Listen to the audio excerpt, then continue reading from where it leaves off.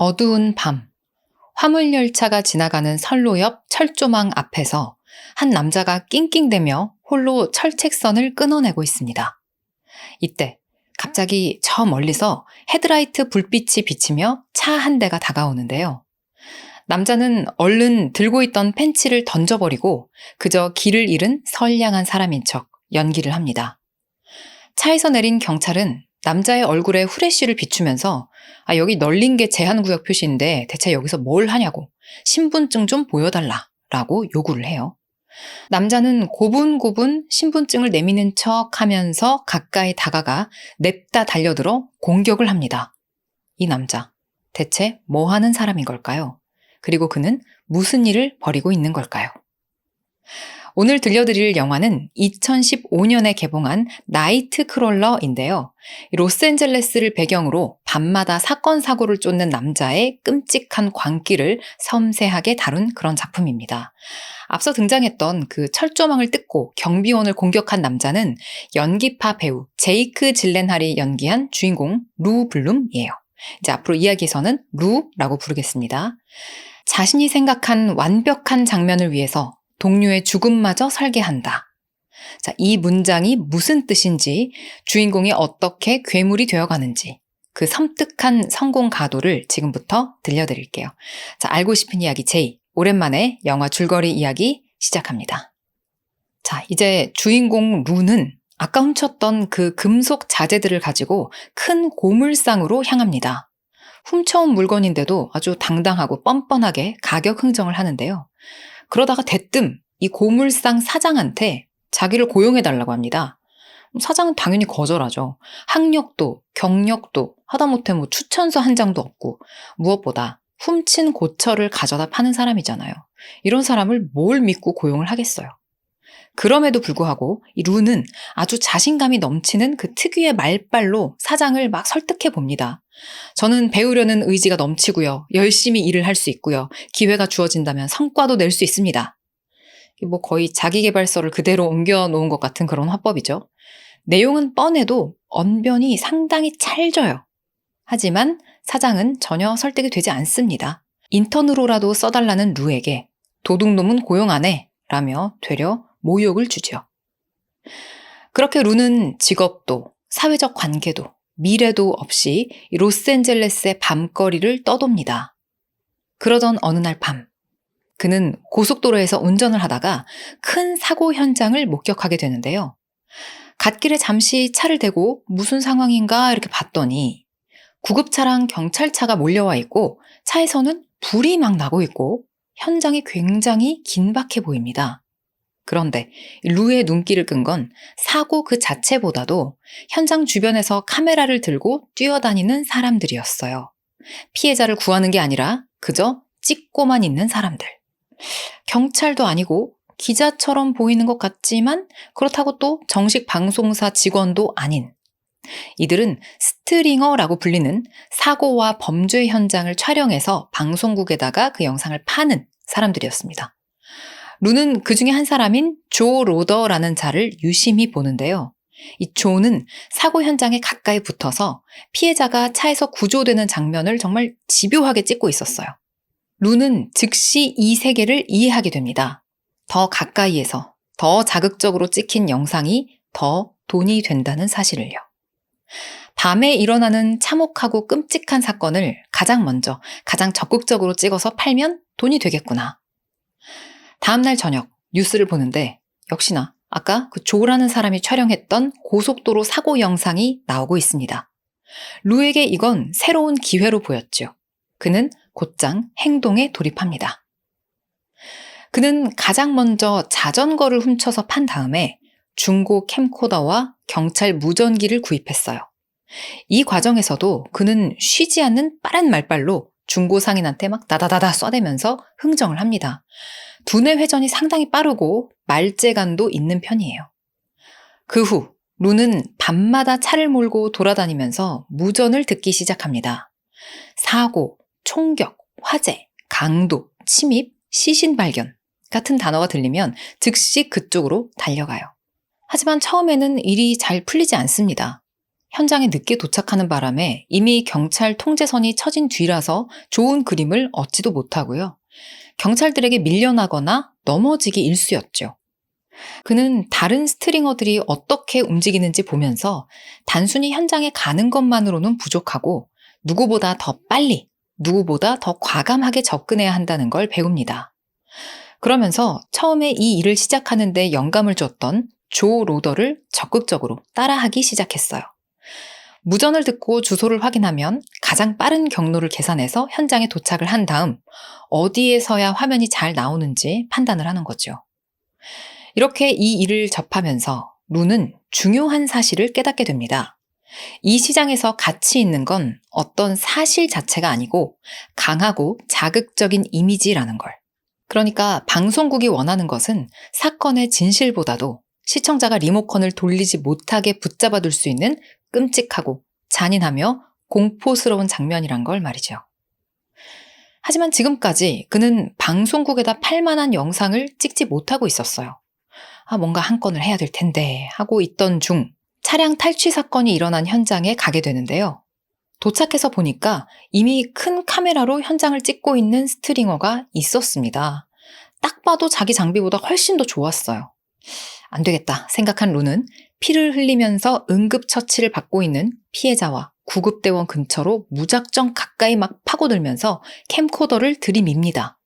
그러다 그만 구급대원과 경찰이 그를 30m 더 밖으로 쫓아내버려요. 그러면서 이 루 때문에 적당한 선에서 잘 찍고 있었던 다른 스트링어마저 쫓겨나죠. 그 루보다 좋은 장비를 들고 있던 그 사람이요.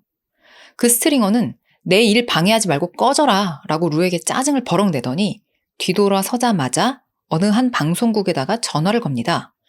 특종감이에요. 구미가 당기실걸요? 피해자 응급처치 과정 자세히 찍었어요. $500 주세요. 루는 마치 그의 조수인 양 그의 뒤에 바짝 붙어 따라가면서 이 통화 내용을 전부 엿들으며 저렇게 영상을 팔고 흥정하는 거구나 파악을 해요. 루는 어렵게 찍은 그 첫 영상을 가지고 지역 방송국을 찾아갑니다. 아까 통화하던 스트링어가 영상을 팔려던 바로 그 방송국으로 가요. 자기가 찍은 영상이 아까 그 사람이 찍은 것보다 화질은 좀 더 안 좋을 수 있지만 더 가까이에서 찍었잖아요. 그러니까 승부를 한번 걸어보려는 거죠. 그리고 가격대가 어느 정도에서 형성돼 있는지도 파악이 됐고요. 그는 자신 있게 편집실로 들어섭니다. 아직은 뜨내기 같은 수준이었지만 그곳에서 루를 눈여겨보는 사람이 있었어요. 바로 지역 뉴스 책임 프로듀서, 야간 보도국장 니나였습니다. 니나는 카리스마 있는 중년 여성 캐릭터로 나와요. 그녀는 새벽과 아침 시간대 뉴스를 담당하고 있었고 늘 시청률 압박에 시달리고 있었습니다. 그래서 항상 기존 뉴스보다 더 자극적이고 더 공포를 자극할 만한 사건 사고 영상을 찾고 있었죠.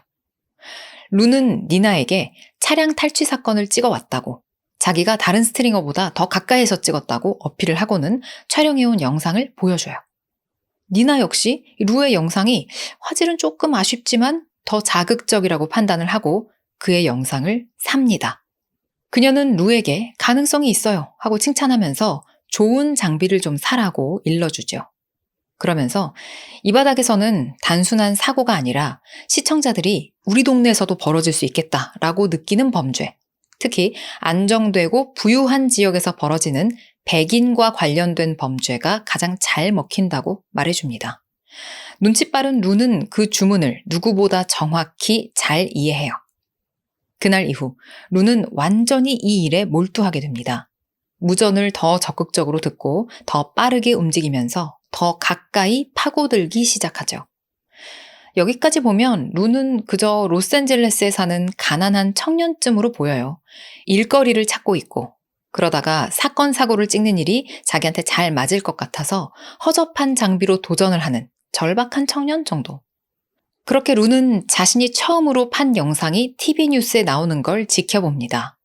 모니터 아주 가까이서 뚫어져라 바라보는 그의 커다란 눈에 희망인지 광기인지 모를 빛이 번뜩여요. 그렇게 루는 점점 변화하기 시작합니다. 루는 이제 TV 뉴스 사업체를 운영한다라고 스스로를 소개하면서 번듯한 사업가처럼 행동해요.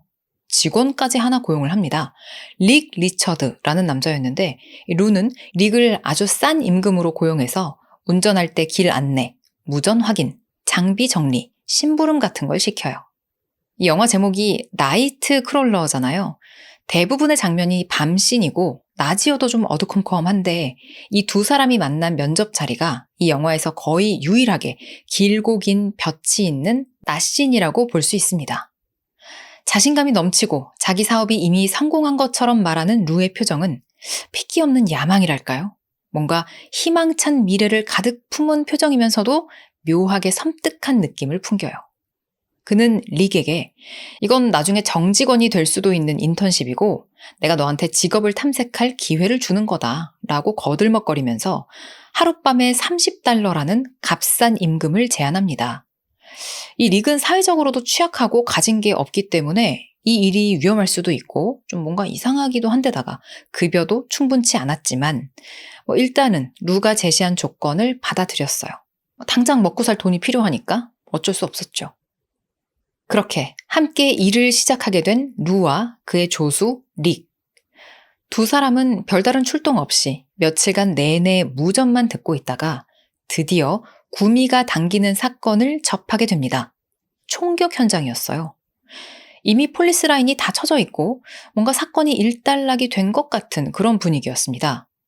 실망하려던 찰나, 루는 혼잡한 틈을 타서 사건이 벌어진 집 안으로 몰래 들어갈 수 있게 돼요.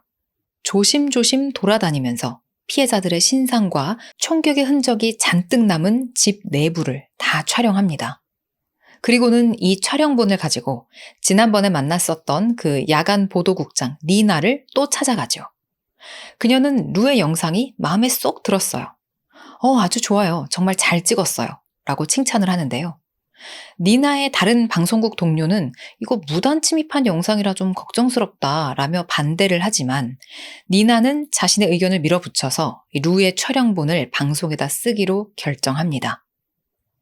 이를 계기로 루의 촬영 방식은 방송국 입장에서 봤을 때 조금씩 진화해 갔어요. 피해자가 잔혹하게 다치거나 피해를 입은 모습을 더 가까이에서 더 자극적으로 찍고 이전보다 더 적극적으로 현장 안으로 들어갔죠. 영상의 수도 점점 많아집니다. 자연스럽게 수익이 늘었고요.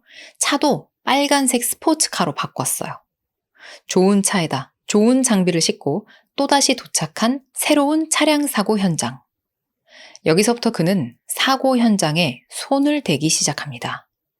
유리 조각이나 핏자국이 더 선명하게 보이도록 카메라 동선을 조정하는 건 기본이고요.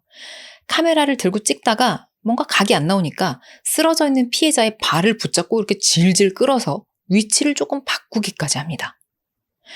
현장에 경찰이 도착하기 전까지 그는 자신이 의도한 장면을 연출하면서 마음껏 이리저리 움직이며 촬영을 해요. 이 영상을 찍는 내내 루의 눈빛은 카메라 조명에서 나오는 불빛보다 더 선명합니다. 눈 하나 깜빡이지 않는 건조한 광기가 엿보여요. 그렇게 촬영을 마치고 그는 어떠한 죄책감이나 마음의 부담 없이 전혀 동요하지 않는 모습으로 현장을 유유히 빠져나옵니다. 아무래도 루에게 이제 더 이상 넘지 말아야 할 선이란 건 없어 보였어요. 빠르게 일을 배우고 현장에 익숙해지면서 업계에서 살아남는 방법을 악랄하게 터득해가고 있는 루. 그런 루가 이 일에 뛰어들도록 영감을 줬던 사람, 조 로더, 기억하시죠?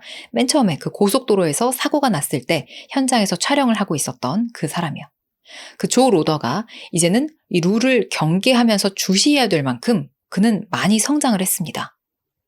조 로더는 루에게 본인이 영상팀을 하나 더 꾸릴 건데 그 두 번째 팀의 팀장이 좀 되어달라. 더 큰 물에서 나와 함께 더 많은 돈을 벌어보자 하는 식으로 제안을 해오는데요. 루는 그런 조 로더의 제안에 콧방귀를 낍니다. 내 목표를 위해서는 혼자 일하는 게 더 편하다. 저는 전혀 관심이 없다. 집에 가서 돈이나 셀란다 하면서 대차게 거절해요. 그러던 어느 날 비행기가 추락하는 대형 사고가 터지는데 루는 현장에 한 발 늦게 도착하는 바람에 그만 영상을 찍지 못하고 맙니다. 가서 보니까 아까 루를 경계하던 조 로더는 이미 현장 촬영을 마친 뒤였어요.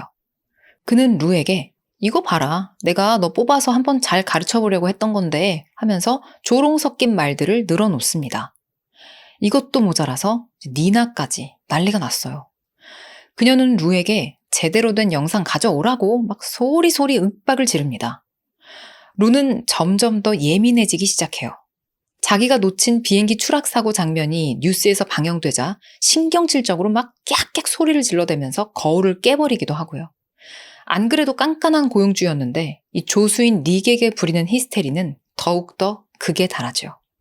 그렇게 루의 예민함과 신경질이 극에 달한 아슬아슬한 나날들이 이어지던 어느 날, 루와 릭이 또 어느 사고 현장에 도착하는데요. 조 로더의 벤이 박살난 채로 발견됐습니다. 조수인 릭은 루에게 그래도 이 사람 동종업계 어떻게 보면 우리 동료인데 이런 식으로 촬영하지 말아요 라고 만류하지만 루는 이자는 이제 그냥 상품이야. 우린 전문가다 라고 말하면서 전혀 개의치 않고 여느 때처럼 그에게 카메라를 들이댔어요. 그렇게 피투성이가 된 조 로더와 루의 눈이 마주칩니다. 자, 이게 과연 어떻게 된 일일까요? 앞서 잠깐 짧게 지나가는 장면이 있었는데 사실 루가 어떤 파란 차 밑으로 들어가서 장비를 갖고 막 뚝딱뚝딱 뭔가를 만져놓는 그런 장면이었거든요. 근데 그 사고 현장에서 보면 그 똑같은 파란 차가 이 조 로더가 타고 다니던 벤이었던 거죠. 처음에는 사고 현장을 찍다가 그 다음에는 사고 현장을 조금 조작하더니 이제는 적극적으로 사고를 내기까지 하고 있는 겁니다. 그러던 어느 날 영화의 흐름을 완전히 바꾸는 어떤 결정적인 사건이 한 가지 발생해요. 루가 어느 부유한 주택가에서 발생한 끔찍한 침입 살인 사건 현장에 가장 먼저 도착을 하게 된 겁니다. 아직 경찰도 도착하지 않은 상황. 그는 역시나 망설이지 않고 카메라를 들고는 주택 바깥쪽의 정원으로 들어가는데요. 그렇게 나무 뒤에 숨어서 불이 켜진 집 안쪽을 찍고 있었는데 탕탕탕 서너 발의 총성이 울린 뒤 범인들이 서둘러 차를 끌고 현장을 빠져나갔어요. 이 장면까지 루는 다 촬영을 하죠. 그리고 나서 이번엔 집 안으로 들어가 보는데 바닥에 떨어진 핏자국을 쭉 따라가면서 찍고 심지어는 피살된 가족들의 모습까지 이 공포가 그대로 남아있는 공간을 모두 카메라에 담습니다. 보통 사람이라면 충격을 받거나 심하면 막 오바이트를 할 법도 한 그런 장면들인데 루는 오히려 서늘하도록 침착하고 냉정해요. 조금은 흥분되고 묘하게 신나 보이기까지 합니다. 왜냐? 이건 엄청난 특종이기 때문이죠. 루는 경찰이 오기 전에 얼른 현장을 빠져나가서 적당한 곳에 정차하자마자 방송국에 넘길 수 있도록 영상을 편집해요. 그리고 니나에게로 가서 위풍당당하게 이 잔인한 장면들이 담긴 영상을 넘깁니다. 수많은 사건, 사고 영상을 봐왔던 니나도 이 영상을 보고 좀 충격을 받아요. 하지만 동시에 굉장히 흥분하죠. 이건 그녀가 그토록 늘 찾아 헤맸던 시청자의 불안을 크게 자극할 수 있는 완벽한 소재이기 때문입니다. 침입범죄, 총기, 부유층 가정, 아직 잡히지 않은 범인까지. 니나가 원하던 조건이 다 갖춰져 있었으니까요. 루는 범인의 차량을 봤다는 결정적인 정보는 일부러 싹 숨깁니다. 뭔가 꿍꿍이가 있는 것 같죠? 그날 밤 뉴스에서 자기가 촬영한 영상이 방송에 나가는 걸 지켜보며 루는 희열 가득한 비릿한 미소를 지어 보입니다. 보도국장 니나는 생방송 중 앵커들에게 범인들이 아직 잡히지 않았다라는 점을 계속 강조하라고 지시해요. 앵커들은 범인이 아직 안 잡혔다. 오늘 밤 이 지역, 아니 LA 전역, 아니 남부 전역이 모두 위험하다. 이런 식으로 공포를 조장합니다. 이렇게 루의 영상과 니나의 작전이 합쳐져서 어마무시하게 공포스러운 뉴스가 뚝딱 만들어졌어요. 그리고 이날 뉴스는 시청률이 폭등합니다. 며칠 뒤 형사들이 루의 집으로 찾아왔어요. 경찰보다 먼저 현장에 도착해서 상황을 목격한 사람이기 때문에 범인은 봤는지, 어떻게 현장에 들어가게 됐는지 등을 물어보려는 겁니다. 그런데 형사들은 이 대답을 하는 루의 태도가 영 찜찜하고 불쾌하게 느껴졌어요. 사람이 죽은 살인 현장에 대해서 지금 이야기를 하고 있는데 희미한 미소를 짓고 있는 데다가 심지어 약간 흥분되고 즐거워 보이기까지 합니다.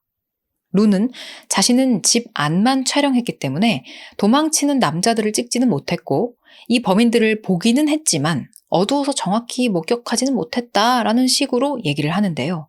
하지만 우리는 알죠. 루는 사실 모든 걸 다 봤고 다 촬영을 했습니다. 근데 이걸 말해줘 버리면 범인이 너무 빨리 잡히잖아요. 그럼 이제 자기 영상의 가치가 금방 떨어질 테니까. 루는 지금 이 사건을 최대한 좀 질질 끌고 싶은 거예요. 후속 보도도 하고 또 범인을 찾더라도 자기가 추적해서 그 범인 잡는 장면까지 다 찍고 싶은 거죠. 그렇게 크게 한 건 올리려는 야망을 품은 루는 경찰보다 먼저 이 범인들을 추적하려고 나섭니다. 잡히지도 않은 무장 강도들을 대상으로 뭘 어쩌려는 걸까요? 그는 촬영본을 다시 천천히 돌려보면서 범인들의 인상착의를 파악하고 차 번호를 확인해서 차량 번호 조회까지 해봅니다. 그렇게 도시 곳곳을 돌며 범인들의 단서를 집요하게 쫓다가 결국 범인들이 숨어있는 장소를 발견하고 조수인 릭과 함께 그들을 미행해요. 릭은 범인이 지금 누군지 알면 신고를 해야 되는 거 아니에요? 하고 묻지만 루는 아니, 아직 그럴 때가 아니다 라고 말합니다. 대체 무슨 때를 말하는 걸까요? 범인들이 체포 장면을 촬영하기 더 좋은 곳으로 갔을 때, 좋은 동네이거나 사람이 많은 곳에 갔을 때, 루가 말한 때라는 건 바로 이거였어요. 루의 의중을 파악한 조수 릭은 갑자기 눈빛이 돌변합니다. 그동안 그냥 고분고분 온갖 구박과 히스테리를 참아왔던 그 서름이 폭발한 듯 했어요. 릭이 말합니다. 범인 누군지 아는데도 신고 안 하고 이러는 거 불법이죠? 오늘 밤 얼마를 벌든지 영상 판돈 절반 저한테 주세요. 루는 깊은 빡침을 느끼지만 어쩔 수 없이 그러겠다고 약속을 합니다. 차 안에서 번갈아 불침번을 서며 범인을 쫓는 두 사람. 얼마 후 범인들은 은신처를 벗어나 주유를 하고는 어느 식당으로 들어섭니다. 식당 안에서는 대여섯 명 정도의 사람들이 식사를 하고 있었어요.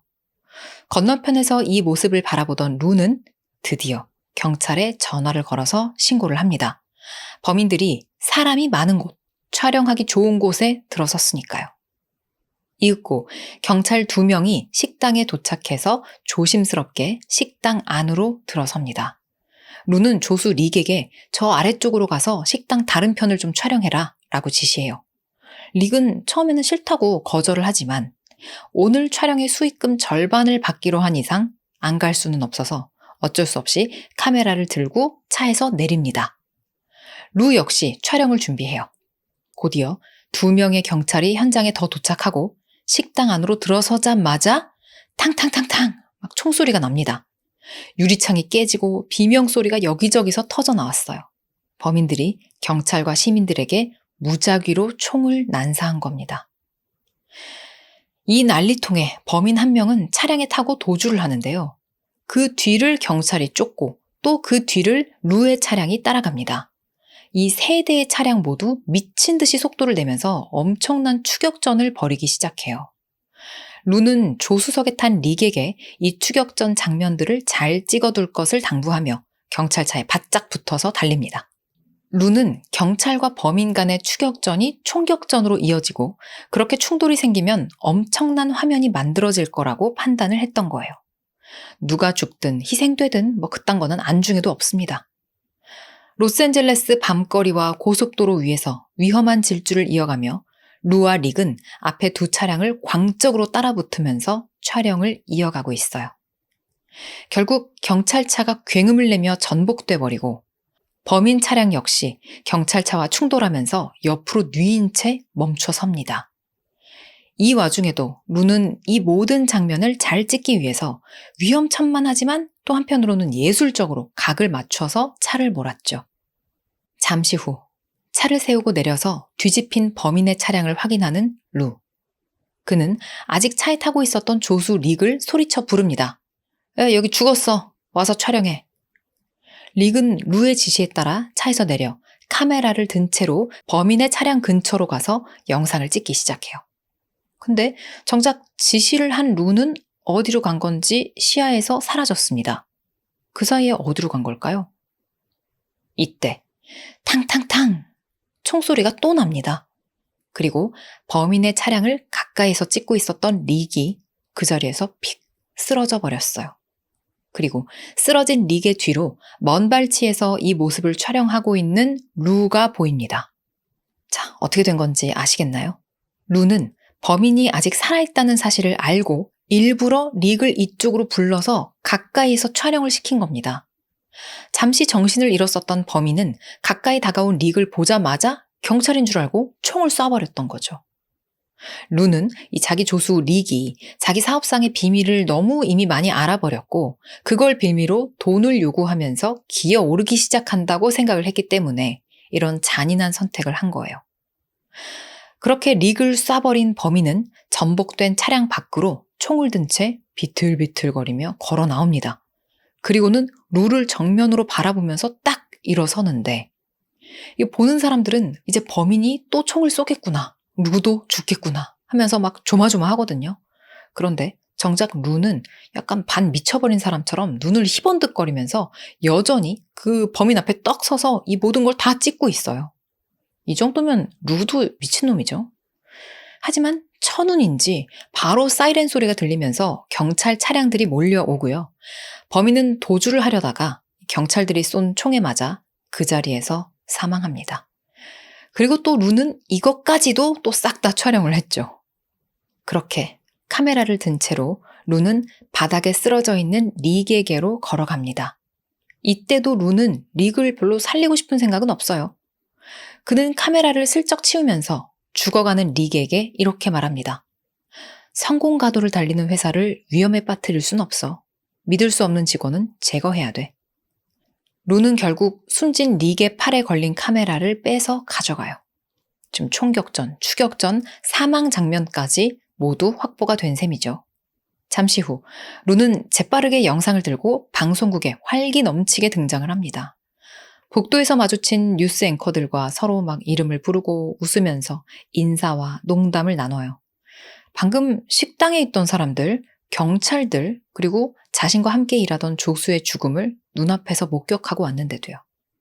루가 가져온 영상을 본 보도국장 니나는 감탄을 합니다.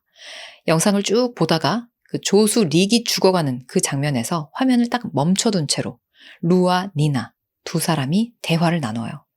니나는 루에게 정말 대단하다, 엄청나다, 이거 우리 뉴스에서 방송하고 싶다, 이 영상을 나한테 가져와줘서 고맙다 이러면서 막 연신 감탄을 합니다.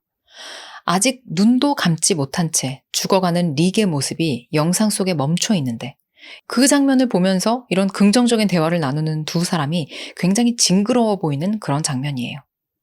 그렇게 루는 그 영상을 니나에게 팔고 니나는 한껏 흥분하고 신난 상태로 방송을 준비하고 지시하고 있었는데 경찰이 방송국에 나타나서는 이 사건 현장의 중요한 증거물이라며 모든 영상을 수거해 가려고 합니다.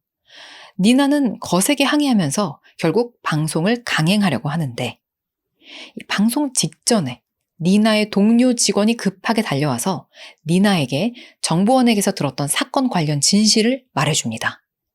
알고 보니 이 사건은 단순 절도 사건이 아니라 마약 강도 사건이라는 거예요. 아까 총격 사건이 일어났었던 그 주택이 있었죠?